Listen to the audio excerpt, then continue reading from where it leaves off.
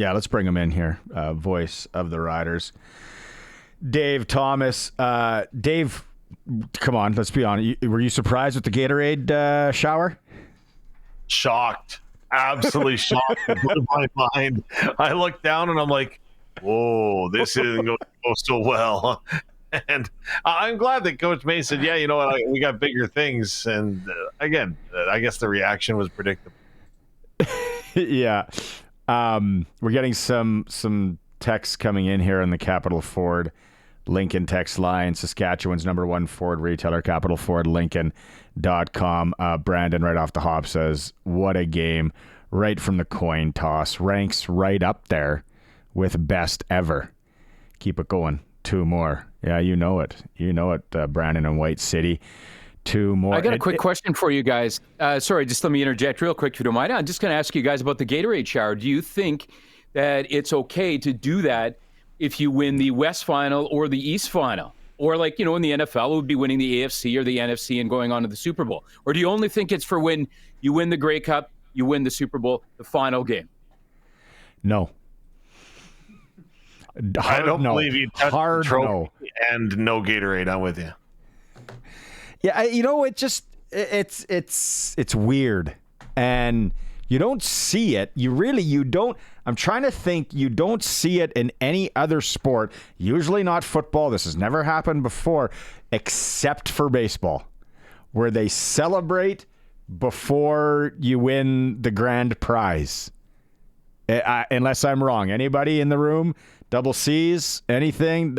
Any other sport where you like golf, you don't celebrate after your third round leader into the Masters. Here's him celebrating last night. No.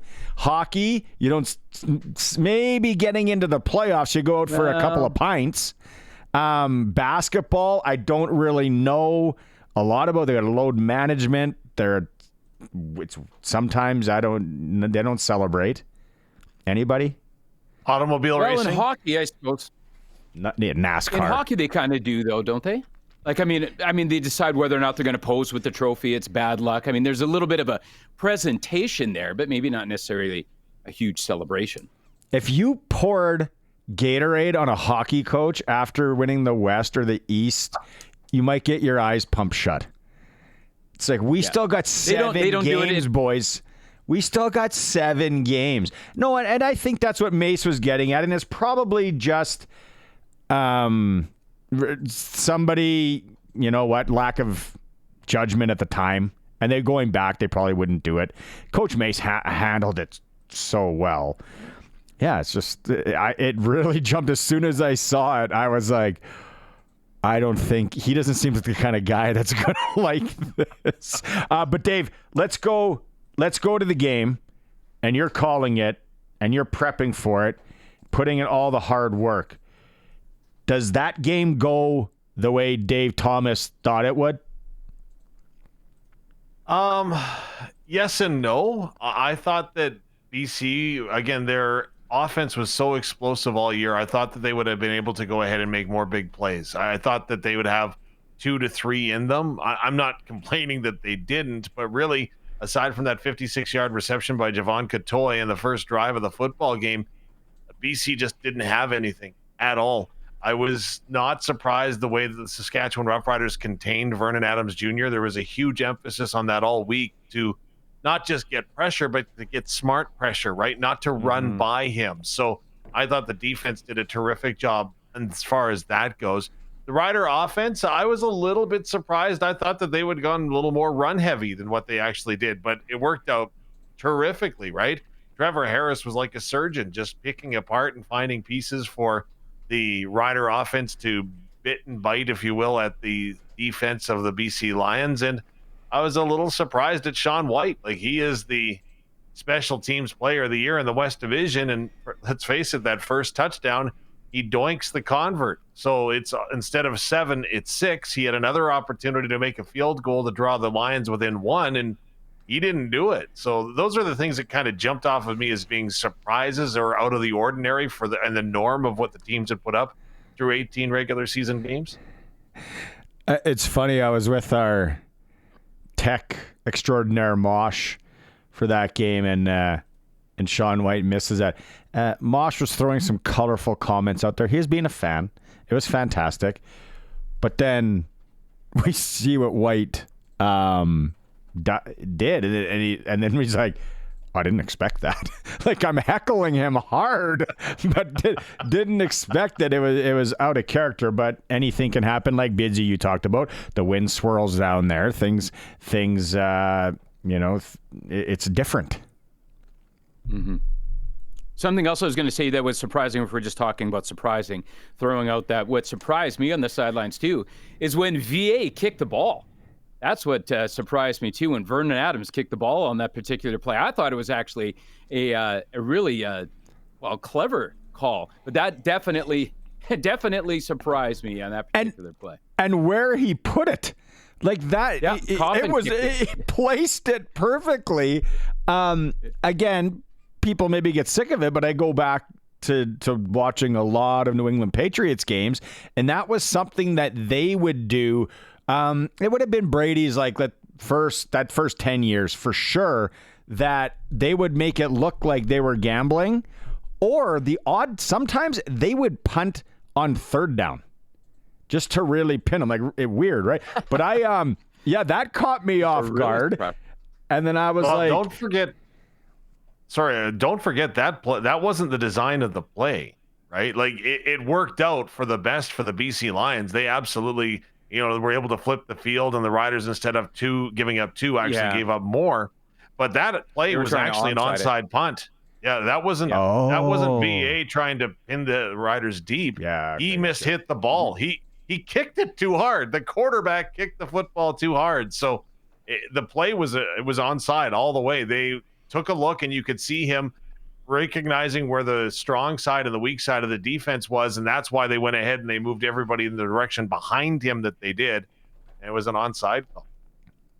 That makes sense. Yeah, that's actually a really clever play. I like that. Yeah. I like that way of thinking. Kind of like when Montreal's done that pooch kick or drop down kick or whatever, which we haven't seen much, which I think is an fascinating rule to take advantage of. The drop kick. In the CFL, yeah, it's like where they just throw it out to the receiver and he drops it quickly and kicks it, right, Dave? Well, yeah. So in Montreal, the guy that did that all the time was running back Jeshron Antry, who of course was traded to the BC Lions, and that was one of the things that I had prepped, was waiting to see if BC was going to go ahead and bring this play up, because he's a guy that has done it successfully 2 out of 3 times. So I thought, okay, but BC didn't even go to him. They barely went to William Stanbeck, which was surprising as well. You talked about, the Riders, maybe we expected them to run more, especially that 24 hours leading up when we found out that both of those running backs are going to be in. We talked about it on the show, and we're, okay, well now, have fun. How are you going to key on it? But maybe it was, okay, the BC Lions were going to key on it as well. And then now we let Trevor sling it, and maybe they it all played right into how it was going to shake down with them focusing on the 2 running backs. I don't know if that's but when he, then we're fortunate enough to get to talk to him here in about a little over an hour's time. When he has time back there, and he has for the most part all year, because the offensive line's done an amazing job, he's as good as anybody. Well, the 2 things that I want to add to the conversation, first of all, the old shuck and jive. Remember that one from the Dukes of Hazzard, right? So they do one thing and then do the other. That's exactly what maybe that 2 running back system was. Take your eye off the prize, right? And next, you guys are both played the game. You guys have played at high levels. When you look at it, right, and you often hear the game slows down for the athletes, right? Like right now for Trevor Harris, is this game moving in slow motion? And the thing I would love to know is the biggest offensive play of the game I would submit for the Saskatchewan Roughriders was the 30-yard run by A.J. Ouellette into the wind into the third quarter. And that was a play that they had actually used a couple of weeks prior, but they actually threw a screen pass out of it. And Trevor Harris post-game said that, yeah, you know what? I saw what I knew what was coming. I knew it was there. And AJ Ouellette says during the cadence, Harris somehow tipped him off that it was going to be a handoff in the midst of calling for the football. I'd love to know how that all went down, and like, was it a wink, wink, nudge, nudge, or like, how does, in the middle of a cadence, do you tell them you're getting the football here? Well, hey, Bidsy, we can ask, right? We can hear it right from the horse's mouth. So that really, that's very, very, very intriguing, Dave. Guys, stick around, Dave. Let's take a quick break here. Colson has got to keep us on time. It is the all-new SportsCage. If you're watching that stream on YouTube, it is at sportscage.com. And thanks if you're tuning in and listening on the home of the Saskatchewan Roughriders, 620 CKRM. A few texts coming in here on the Capital Ford Lincoln text line. Dwayne from Siemens. Shout out Siemens. Used to love that hockey rink because like one corner of it was an artificial ice. It was like, it was artificial ice, and then like the one back part was like natural. I think that's how the story goes. Yeah, it's great. You used to have to play there though, like Sunday afternoons, like senior. Oh, it was Sunday afternoon. No one wants to go and play, and then Siemens was cold, and I think that was part of the game plan. Anyway, Dwayne says, what a great game to be a part of. They were in section 615, so up there. My wife shook her cowbell so much that she blew the clanger out of it and had to go buy another one. Even where we were, it was extremely loud up there. Yeah, no, it was. Also, Kent said same thing. It was loud where he was sitting. And yeah, so keep those text messages coming. Also, Leonard chimes in quite a bit here on the Sports Cage. Leonard says the coach is very superstitious. He doesn't want to be jinxed. Yeah, and he doesn't want a Gatorade shower that you've really just won one playoff game. You got two more. You got one more to even get to the dance. Then you got to beat, I predict, Toronto to win the whole thing. Wow. Well, you do know that I'm a touch superstitious myself. And for those that are following on the stream at sportscage.com or our YouTube channel, you'll see me looking like a straggly dog, really. Like, I need a haircut, but I haven't cut my hair since the bye week before we beat Calgary at McMahon Stadium. So, of course, we won 4 out of 5 games. I didn't count the Calgary, miscue at the end of the regular season. Mm-hmm. So I can't cut my hair, and I look terrible. I thought you were just growing it out, kids. Like the kids do. I did too. Get the backwards hat with the wingers out the side. Like that's like all the kids nowadays. It's all they worry about. No, but like back to the game. So the Vernon Adams thing, what my eyeballs, no one, you don't have to agree with me, what I saw, because Dave, you said they contained them as they wanted to, as they knew they had to. And then when he had the happy feet and then he let it fly, it's almost like they just baited him perfectly. It's like he's running around. It looks like that guy's open, and then they just converged and shut it down. Well, Marcus Sale's interception was exactly that. That was the first time he was running and looking to throw. And, full marks to VA because he was a scrambler. And he would rather take off with the ball prior to this season than be patient and wait for things to develop. And that one there, he just really tried to fit in real tough and, again, was trying to make something happen. And when Marcus Sales made that play, how good did that feel for him against his former team, right? But then when he tried to do that again and again, it wasn't working for him. So it was very calculated the way that the Roughriders, I would suggest, attacked Vernon Adams Jr. You know what I was surprised at, too? I was coming out of the tunnel at the exact same time as some of the guys from the BC Lions were a little bit earlier before the game. And Javon Katoy, he is huge. He is a huge target. He is massive. And when they went to him early, I thought they were going to continue going to him a little bit more. That was obviously the bulk of his yards, his 82 receiving yards. But I was surprised that they didn't try to go to him a little bit more because I think that is a mismatch with a lot of the Riders' secondary once he gets past or if he's away from the linebackers. So step one, was that you carrying the Lions flag, leading them out onto the field? Maybe not. But No. When it comes to Javon Katoy, right? He was a former Langley Ram, right? So BCJHL alumni or JFL, pardon me, alumni. So he started in junior, and yeah, you're right. He's a huge body, but he has missed a ton of time being injured.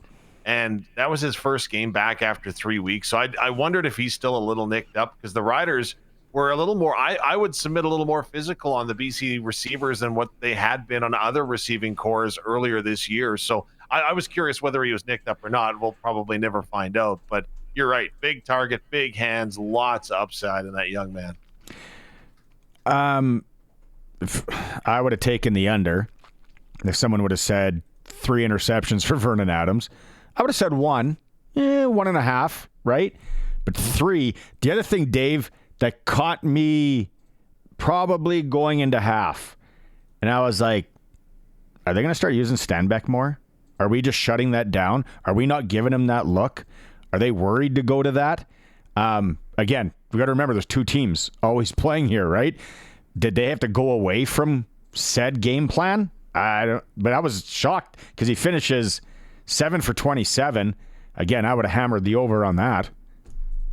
Well, and and again, I can't take credit for this statement because it's too intelligent. But your hair, it's all because of your hair, not the hair.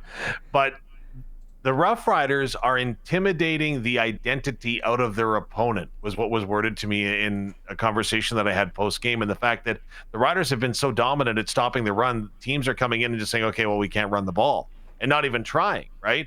And so you're giving up on your identity, and that's a major win before the football game has even started, which speaks a lot to the scheme that the Riders have got on the field and the respect that they're getting from their opposition to change up who they are when they go to face them. And that's going to be intriguing for me with Winnipeg this week, right? They got Brady Oliveira, 1,100 yards.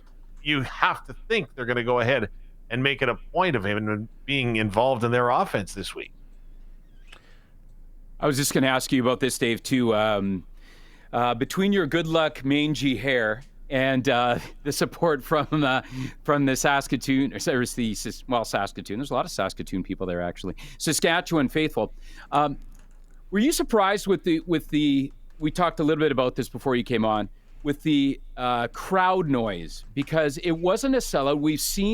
We've been at other games this year where the crowd has been similar as far as attendance goes, but it just seemed there was something different here. It just seemed the energy was just a lot more, and it just seemed like they were a lot louder. Just everybody was just manufacturing more noise. The faithful were really, really loud and proud in that one. You could feel the energy coming from the crowd, and that clip that you played from head coach Corey Mace, I think, was bang on, right? Like, they forced a timeout or a time count violation on Vernon Adams Jr. And if you look at the number of times that he's got both hands over his ear holes of his helmet trying to get the call from the sideline, you look how tight they had to huddle up. Like, it was loud, and it definitely was the loudest that I've ever heard New Mosaic Stadium, for sure. And again, just fans, once they recognize that, hey, we can make an impact on this ball game, they did not let up. I'm gonna get some hate texts. Mail would be awesome. I haven't had a letter. I haven't had a letter in a long time.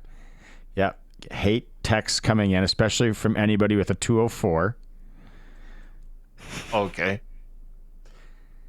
I'm curious how much they get in Collaros' face early.